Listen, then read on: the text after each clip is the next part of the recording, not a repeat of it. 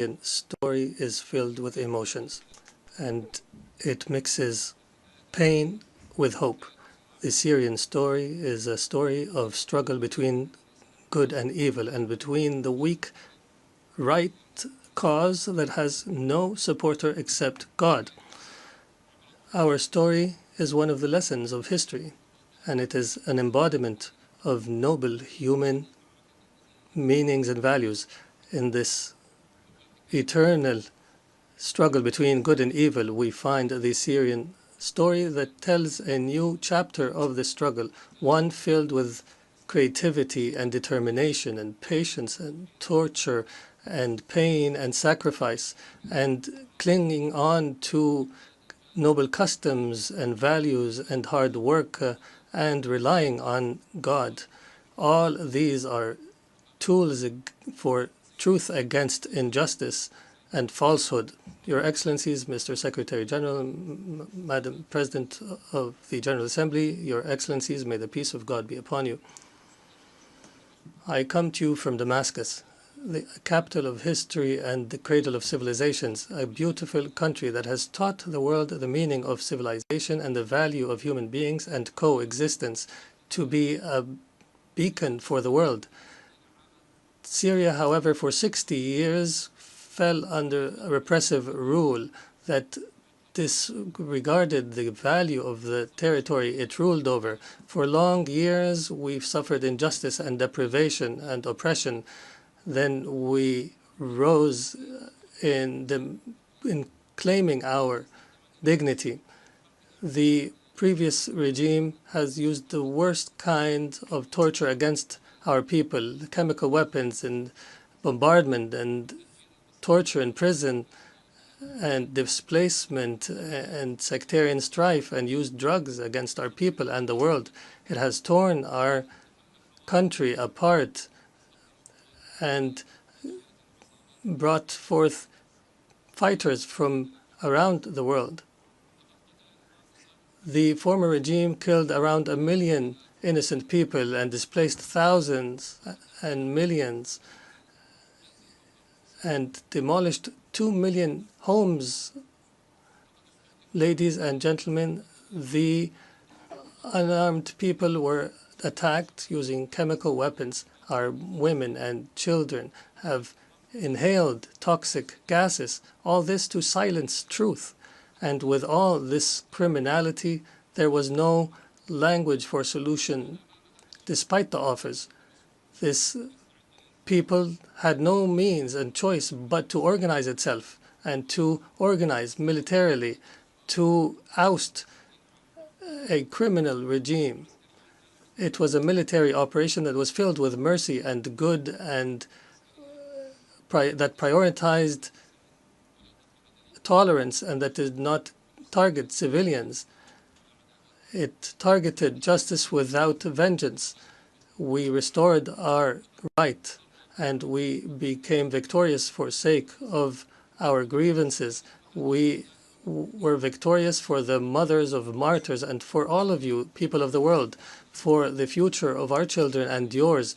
And we paved the way for the return of refugees, and we destroyed the trafficking of drugs. Accordingly, Syria has transformed from an exporter of crisis to an opportunity for peace for Syria and the region. Ladies and gentlemen, this unique Syrian achievement and the solidarity between our peoples have led us to try to uproot sectarianism and to fight against attempts to divide our country once again. But the Syrian people are aware enough to understand and to resist. We formed commissions for fact-finding and granted access to UN fact-finding missions. I guarantee to bring to justice everyone accountable and responsible for bloodshed. And in this context, Israeli strikes and attacks against my country continue, and Israeli policies contradict the international supporting position for Syria, which threatens new crises and struggles in our region.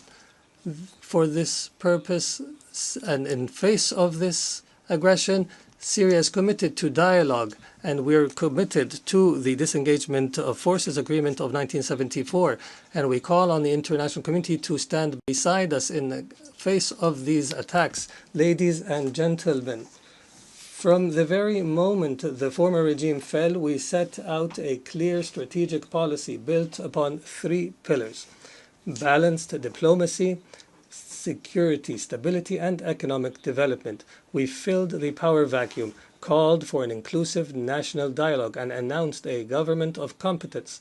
We strengthened the principle of participation and established a national commission for transitional justice and another for the missing, ensuring justice and fairness. We are now proceeding toward electing representatives of the people in the Legislative Council.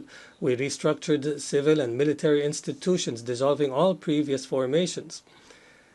Through intensive diplomatic activity, Syria restored its international relations and forged regional and global partnerships and achieved the gradual lifting of most sanctions. And we call now for the complete lifting of sanctions so that they no longer shackle the Syrian people.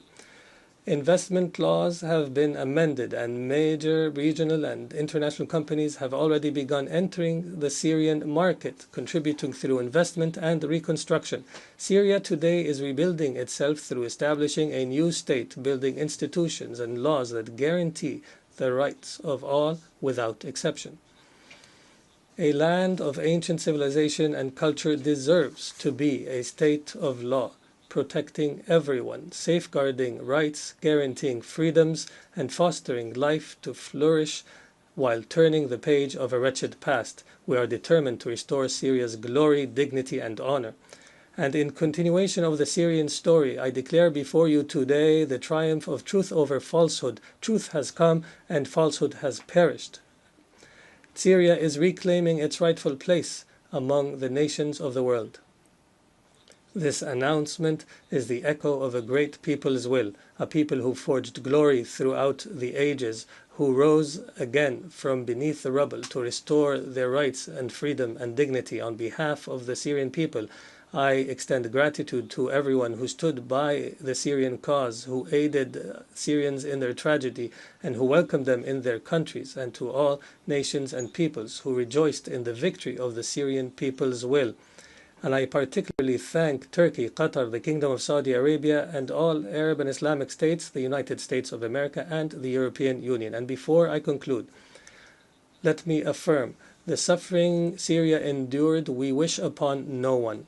We are among the peoples most deeply aware of the horrors of war and destruction. For this reason, we stand firmly with the people of Gaza.